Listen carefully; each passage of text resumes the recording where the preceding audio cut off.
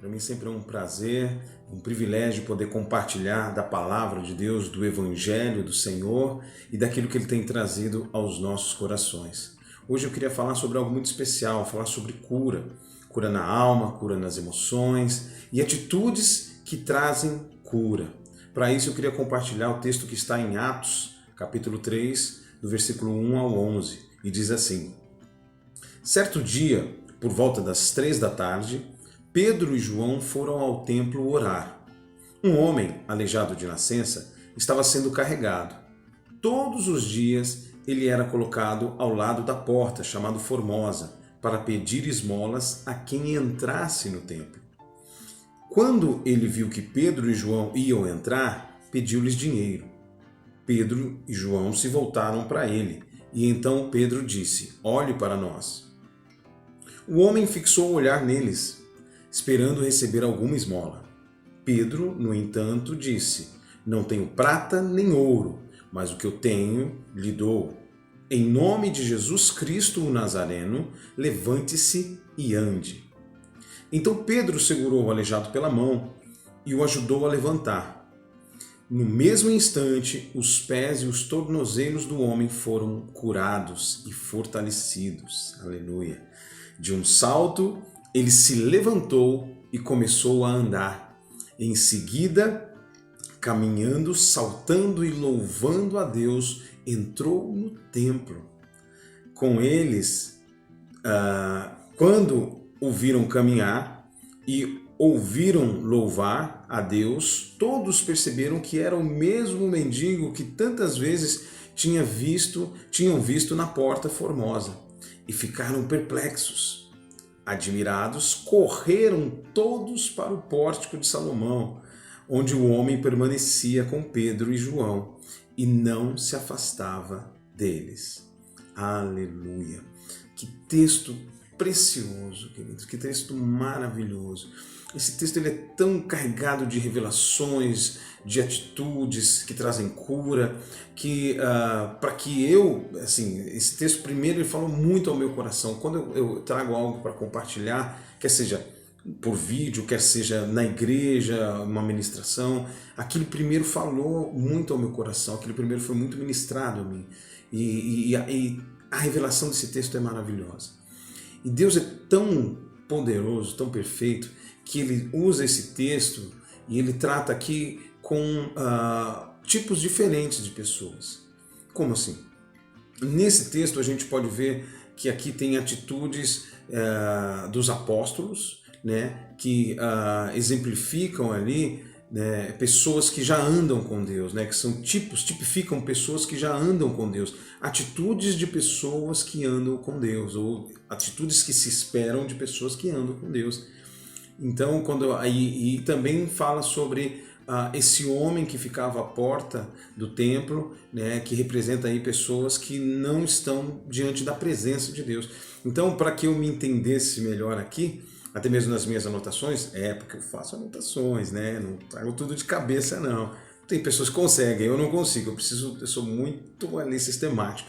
Então, no meu sistema de anotações aqui, eu separei por cores. Então, por exemplo, tudo que Deus fala, ou toda direção que Deus dá nesse texto em relação àqueles que já o servem, que vivem com eles, que são discípulos dele, eu anotei de azul, aí fiz aqui uma coluna azul.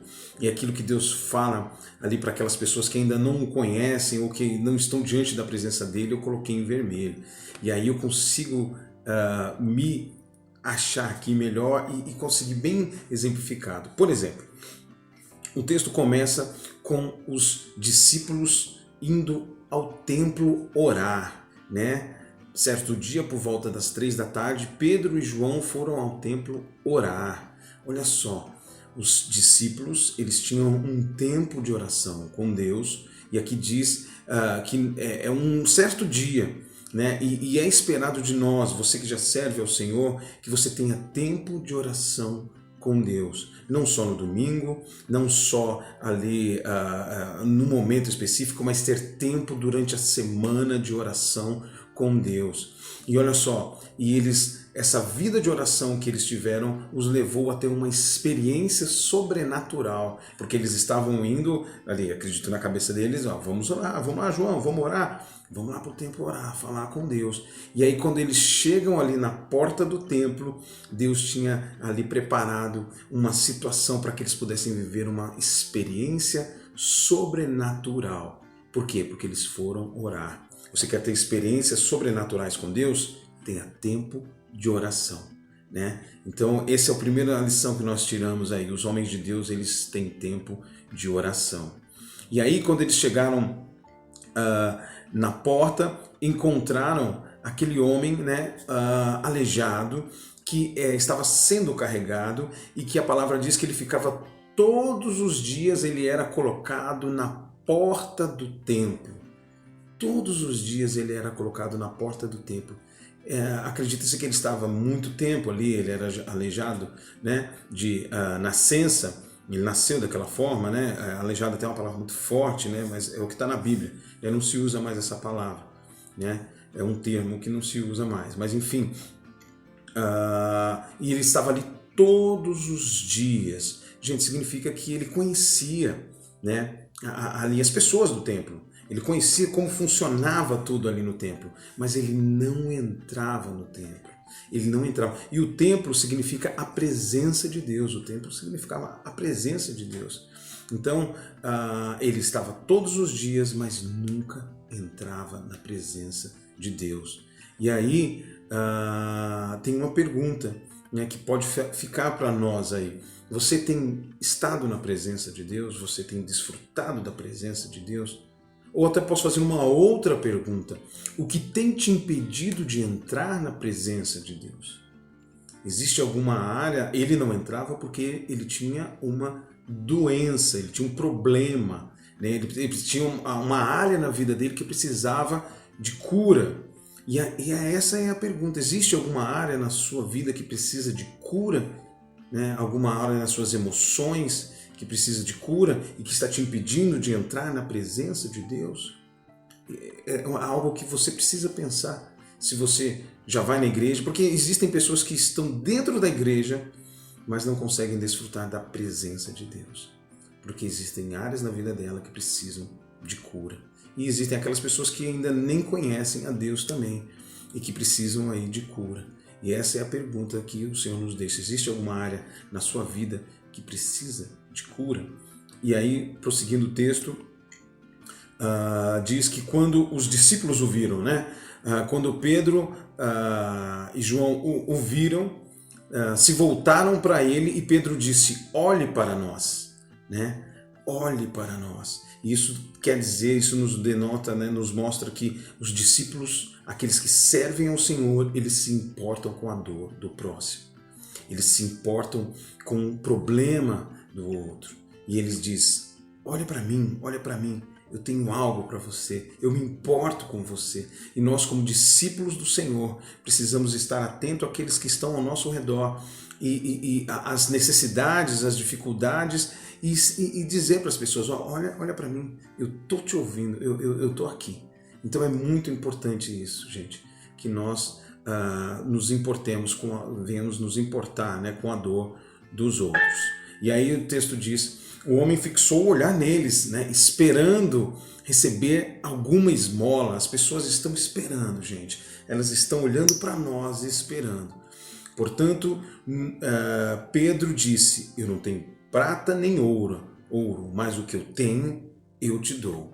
Em nome de Jesus Cristo Nazareno, levante-se e ande. Ele não tinha prata nem ouro, mas o que ele tinha, ele deu. O que ele tinha? O nome de Jesus. O nome de Jesus. Olha só que texto maravilhoso. Qual é a sua riqueza?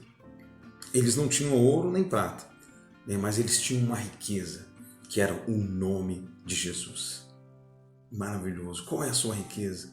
Né? Quando as pessoas te encontram, você que é servo, aqui agora é para quem é discípulo, para quem serve, para quem vive com Deus, quando as pessoas te encontram e aí elas se despedem ou elas vão embora, elas saem cheias do quê?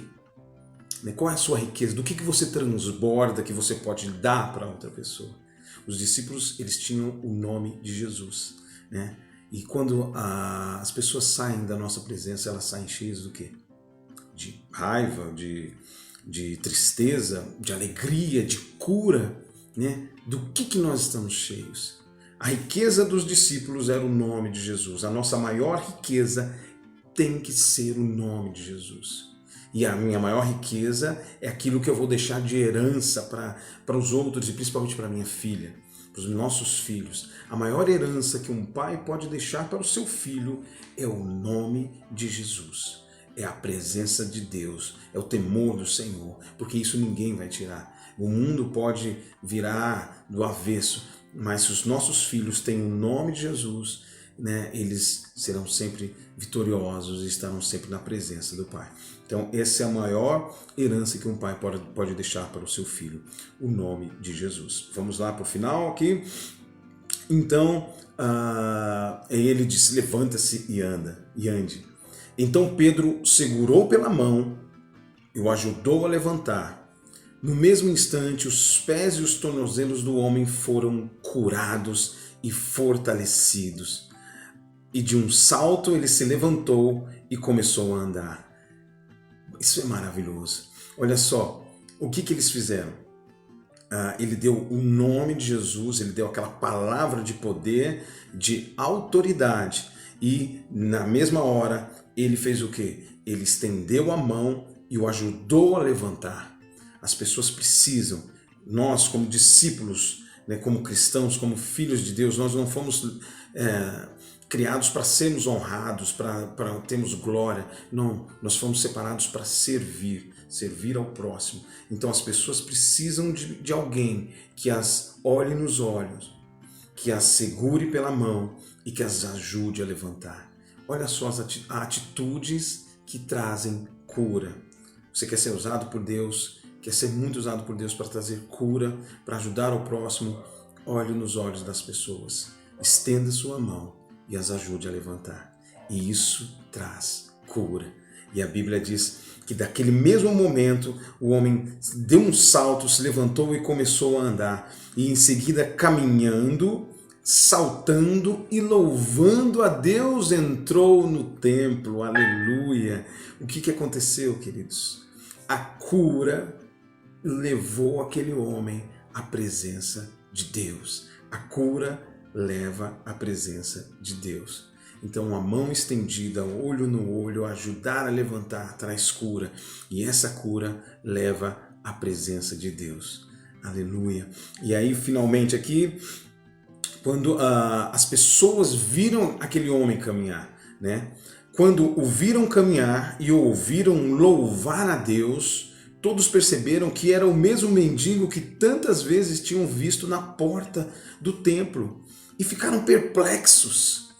Olha só, admirados correram para o pórtico de Salomão. Então, a cura leva à presença de Deus e a cura também tornou aquele homem uma testemunha de Cristo, uma testemunha do poder de Deus, porque as pessoas ouviram e correram para ver. Olha, aquele era o mendigo que ficava a vida inteira ali sentado na porta do templo. Agora ele canta, agora ele adora ao Senhor e agora ele anda, ele está dentro do templo. A cura nos traz a presença, nos leva à presença e a cura nos torna testemunhas do Evangelho, testemunhas do poder de Deus. E ficaram perplexos. E correram lá para o pórtico de Salomão, onde o homem permanecia com Pedro e João e não se afastava deles. E para finalizar, eu quero dizer a vocês, para todos nós isso, não se afaste jamais, porque aquele homem fez isso, né? Ele foi curado, ele foi ajudado, ele se levantou, ele entrou na presença de Deus, se tornou uma testemunha, um evangelista, a vida dele falava do poder de Deus e ele não se afastava de Pedro e João. Não se afaste jamais, não se afaste de Deus, não se afaste da igreja, não se afaste daqueles que te amam, daqueles que zelam pela tua vida. E esse é o texto que eu queria compartilhar com vocês. Esse é o trecho que eu queria compartilhar com vocês. A cura atitudes que trazem cura, e a cura nos leva à presença de Deus e nos torna testemunha do poder de Deus.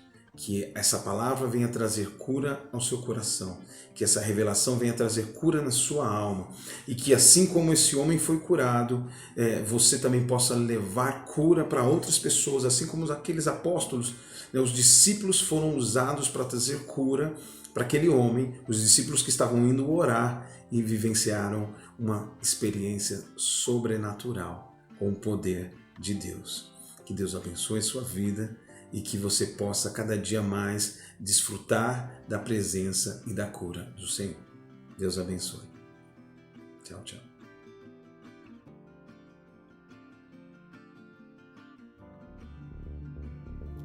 Você que foi abençoado por essa palavra, inscreva-se em nosso canal, dê um like e compartilhe o vídeo em suas redes sociais para que mais vidas sejam alcançadas. Deus abençoe.